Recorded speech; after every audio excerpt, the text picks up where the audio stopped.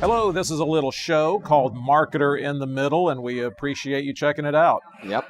It's by Valverde and Styles here, and we're glad that you joined us. We talked to sales and marketing professionals about just all the cool things that are doing with content and influencer content as well.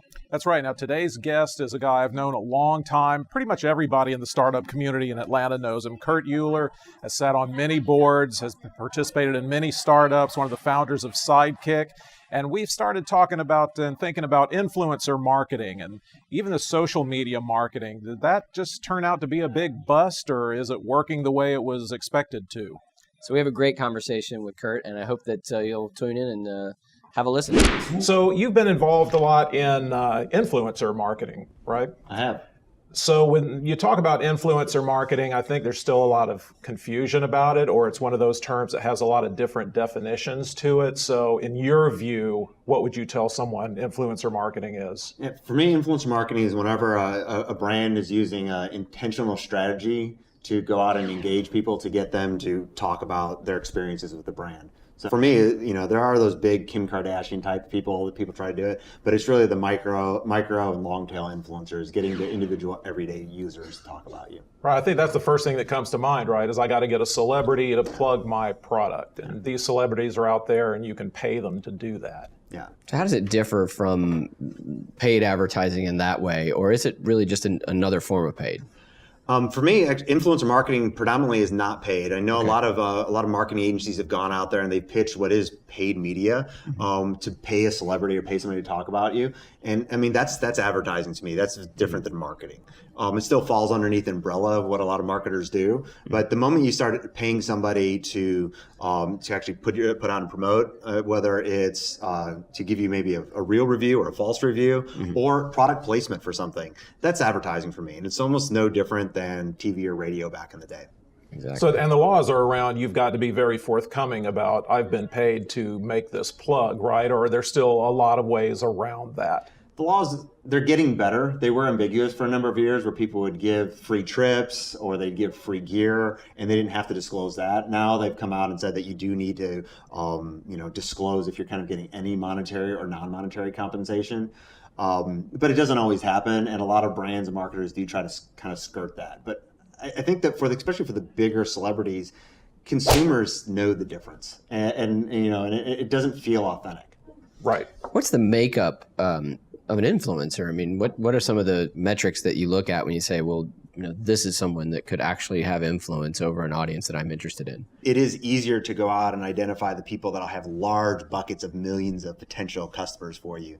But with so much of the software today, you can go out to the long tail, just like we did with keywords years ago, and I can go find 10,000 people that are highly engaged that might only reach 10 or 15 potential customers each. But when you add those up, right, it's huge. Right, of course.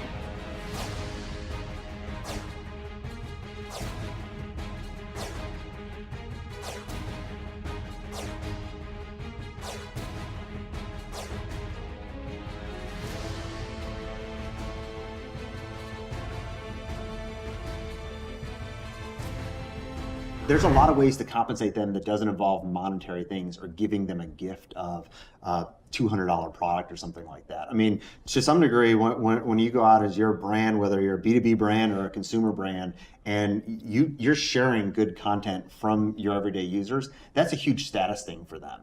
And there is a lot of other non-monetary things that I see people do as well, where brands will have connections with musicians, and so they'll do a kind of a VIP section. Sure. And so like Zach Brown does that with a lot of his charity events, where the people that are really big in helping promote his Camp Southern Ground, that he'll bring into some of the concerts and kind of highlight them as well. And that's a great way to kind of give some glory to somebody for them having helped with your brand without actually cutting them a check. Well, it brings up the question in my mind, did social media marketing live up to all the hype?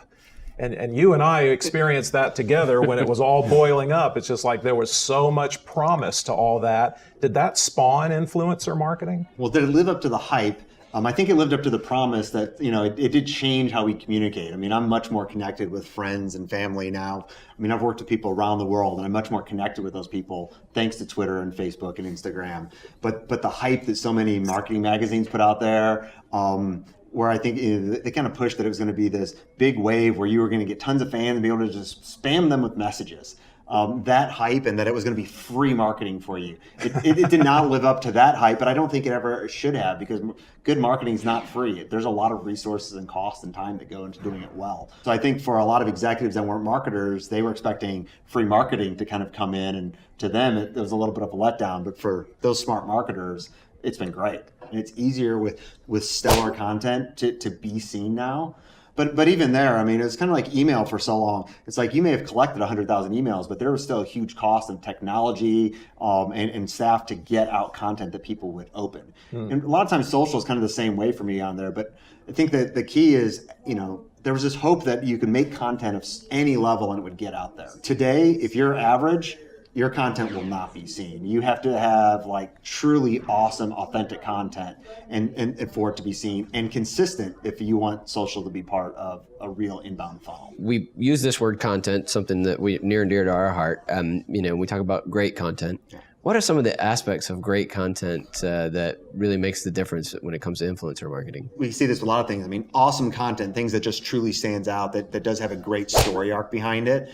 And ideally not just a story arc for that small segment of content, but that fits in with a larger story arc. Mm-hmm. But for me, whether it's consumer or B2B, that the content has to be authentic. It's so easy to kind of cut through just the bullet points of, hey, this is what your product does. And that's very different than hearing about the emotional connection that you had. Do you recall, anecdotally, an experience that you had in a B2B space where you guys, launched into something that surprised you?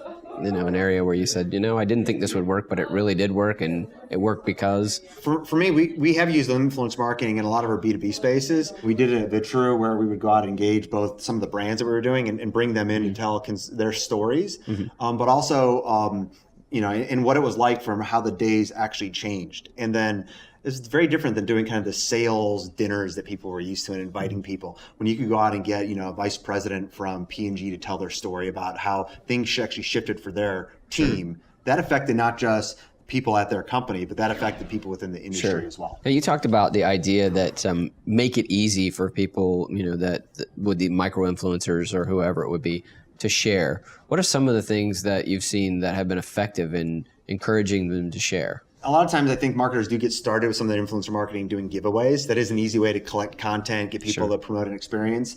But it is overall, it's bringing those people into part of a story. Hey, we're trying to accomplish this, or we'd like to bring more people into hunting, or we'd like to get more people into the marketing space, or more women into technology. And you bring those influencers into that. And it's a lot easier at that point to give them tools about sharing videos, making it easy to come share their stories, submit small little things. We've done that within the backside of applications before, where we would just make it really simple for somebody to give a nugget, and then we may go back to them for more information. But enlisting them in the mission, essentially. Missions are a big piece for me. Yeah, okay, all right. I mean, it could just be me personally, but I believe in stories, not just for yourself, but people want to be part of a big story. Right. And so when you can paint a big story, whether that's a mission you're trying to change something, or even just we're trying to change the life of a marketer or life of somebody in finance, people connect with that. Sure.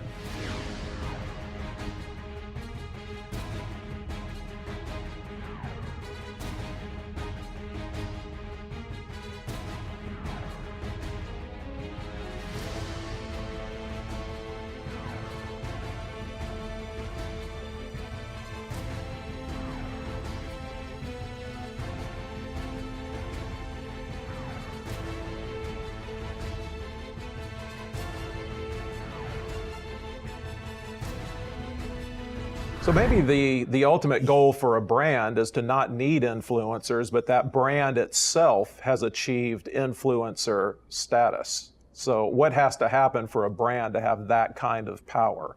Yeah, I feel like Apple's got that. Yeah, I mean, I'd say Apple's got a great brand influence into itself, and so they can influence people in decisions. But if you look at Apple, what they've done though is while the company, the brand has kind of a quality establishment with it, they've always had a CEO who a lot of companies will put out there as a charismatic influencer themselves. They're biased because they work for the company, but Apple's done a great job of going down 2, 3, 5 levels within their company and making those employees influencers. And that's, for me, from a buying decision and what tablet tablet we're going to bring into our companies.